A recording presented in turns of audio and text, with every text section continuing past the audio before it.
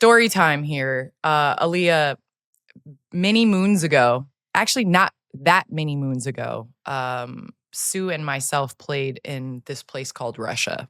And we played in Ekaterinburg, Russia, and we had drivers and chefs, and we were paid pretty well. And we flew private, and we had extravagant parties, almost to the point where it's like another party. We got black diamonds. It was amazing. It was a great. Y'all was outside. Oh, Y'all we was were. outside. Well, Y'all listen, were I was a outside. Y'all were mom, so I was a mom, so No, it I still wasn't sounds like outside you as were much as them. I mean, all we However, had was outside. and it was cold. Sanity was outside. We had Yes. to stay outside. Yes. But Sue, what can you say about your experience playing overseas? And if you can sum it up in a couple, you could do PG-13. We'll do PG-13 stories on this podcast. We got Sure. 23 and a half year olds listening. So Whoa, round up. Basically 24. Basically. Okay. You're almost off your parents' car Which is insurance. All right. We're almost there.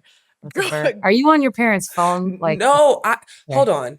I am on my You have a own car family insurance. plan? We're on a family plan, but I pay my own ah. bill. I pay my own bill. What are you? My mom takes my phone bill out every time.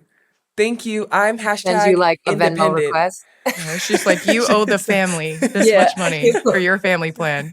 Okay. I guess that's all right. We'll let it slide. See, thank you. Yeah, man. I mean, overseas it's crazy because would I prefer to be in today's game where you don't have to go? Probably. Yeah. Like it seems amazing to be able to play here and get paid and all the things. But at the other side of my mouth, wouldn't trade it. Really wouldn't trade it. Like the experiences off the court, culturally, living in another country, experiencing that, getting to know different people, make different friends, you name it. It has like impacted who I am as a person. And I'm so thankful for it. On the court, I always say it's kind of crazy because it was professional sports, but in a sense, it had like a college feel to it. Like you were on this team. It was your club, your ride or die. The fans are ride or die. When you go other places, it was never, you play in some of the smaller cities like Bourges in France or Košice in Slovakia. It's not like huge arenas, but what they packed. And these people were going crazy. Those EuroLeague road games, some of the hardest games you're ever going to play in. Then you fast forward to like EuroLeague Final Four.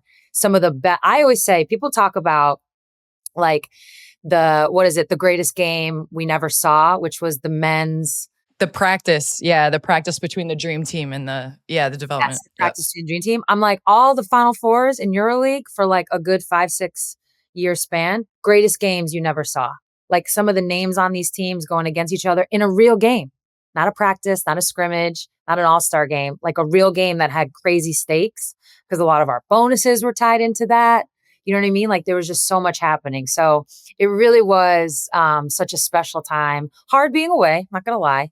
But honestly, Candace, when I saw you guys, you and Anya in France, like this past summer, where we were in the club, Anya and I were kind of next to each other. And we were just doing like a reminiscing of like all the nights and all the times. And we did like a where are they now? Like where's this person? Where's that person? And it was just, it brought back so much like good memories, good stuff, a lot of love. And again, it was, I would never trade it. It really just changed who I am as a person. And with that being said, I just want everybody to hear your first experience because for me, it was like I Googled where Ekaterinburg, Russia was. I remember Googling it and there were like 2 pictures of like Penny Taylor, and it was Cappy Pondexter, Asia Jones were like on the Google search. And I don't even know if it was Google. It might have been before Google. I mean, we were still using Skype. So like that's, how old are you? Listen, this is like early 2009, you didn't have Google? 2008. I mean, it was a rough. Yeah, that was my prime. You were on MySpace, probably Black Planet, like doing so. We gotta roll that back. We gotta find all your old Instagram posts. But I'm anxious to hear what your first experience when your agent hits you, you get the contract, you're going to this place. Because I don't think people understand that literally you just get on a plane, you land, and I landed when it was minus 38 degrees. It was like the coldest they had in Russia. I have my daughter with me, my mom with me. She's in a snowsuit. It was a big blizzard. There was snow when we walked out to here. I got sick like the next day. I remember looking at my mom like, how are we going to do this? And you figure it out and you adapt and you find, home a little bit and you make it home for those 6 or 7 months. So I'm just anxious to hear about your experience, like that first time when you went overseas. Yeah. Well, first of all, what really helped make it feel like home was, when the check came through at the end of the month. That was always like, okay, I can do this. I can do this. I can eat borscht. I got you. Okay, I'm good. Yep. Up snowsuit. Sign me up. Sign me up. Yeah. So I actually played in 3 different teams in Russia. So my first team, I played for Dynamo Moscow for 2 years. Then I moved over to Spartak for however many, 5 years or so. Then finished in Ekaterinburg for 3 years, something like that. And so the first experience, I think I really had like a true overseas Russian experience. I was the only American. So we had another foreigner. It was Mawadi Mabika. So it was me and Mawadi, but I was the only like from America American. And everybody on the team spoke Russian. Luckily, I had a Storm teammate, Kamila Vodichkova. She's from Czech Republic, but she spoke Russian. So that was like my binky. Like I went everywhere with her. I'd be like, take me to the store, order me this. What does this say? But I remember going, like right before I was going, having a lot of people, like older people, which kind of is interesting given where we are now in terms of like the Ukraine war and the Russian relations and all that stuff. I had a lot of older people in my life be like, their only experience was like the Cold War. And so they were like, you're going where? To do what? For how long? Like they couldn't really wrap their head around it. And I was like, I don't know, it'll be fine.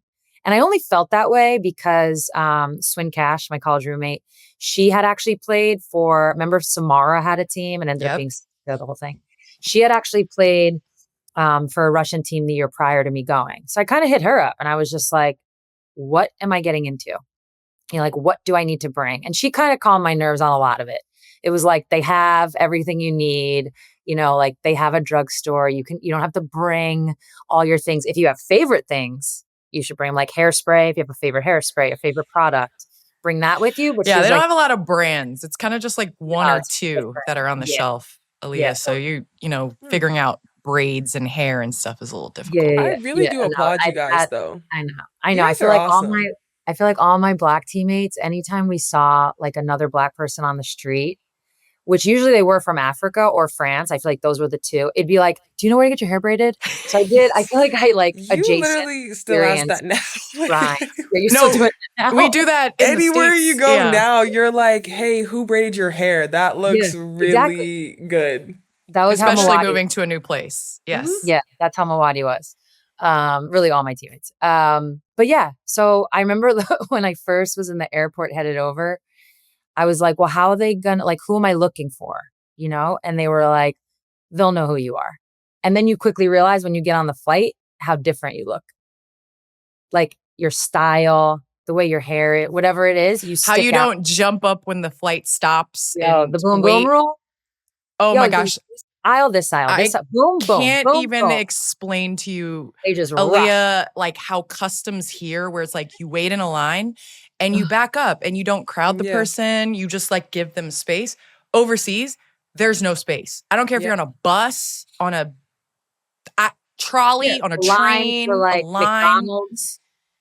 McDonald's. Honestly, I'm with them. The quicker, let's just get this going. Let's just. She from the islands, though. Let's just get this going. Like, there's no reason to wait. Let's really clap and keep. So it you're going. telling me when the plane lands and it goes bing, you're one of those people that in the back. I'm talking about the people in the back are trying to push past you to get to the front, crazy. and the door is not even open. That's kind of like, crazy. where's the fire? That's kind of crazy. They just rush, and it's normal.